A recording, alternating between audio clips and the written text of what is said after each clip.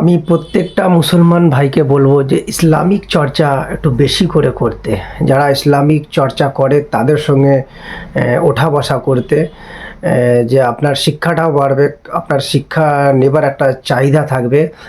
বিশেষ করে ইসলামিক গভীরের বিষয়গুলো জানতে হবে। যেমন কারবালার কাহিনী আছে, কারবালার যে ঘটনা আছে, আমরা আনপাবলিক যে পৃথিবীর বুকে আসছি, আমরা কিন্তু উলঙ্গ অবস্থায় আসছি। আমাদের কিন্তু আসার টাইমে কোনো আমাদের ড্রেস থাকে না, কিন্তু রসুলের পাকের যে ঘরানা আছে, ওনার বংশধর আছে, জিনাদিকে আল্লাহ পাক কোরআনে জিনাদের নাম উল্লেখ করা আছে যে ইনারা পাক।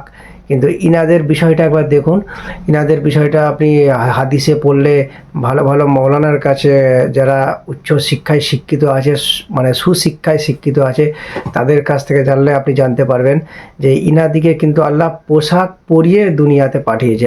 ইনাদের জন্য জান্নাত থেকে পোশাকও আসছে। এইসব ঘটনা আপনারা জানেন। ইসলামিক চর্চা বেশি করে করতে বলবো, যাতে আপনার সঠিক পথে আপনি অবলম্বন করেন।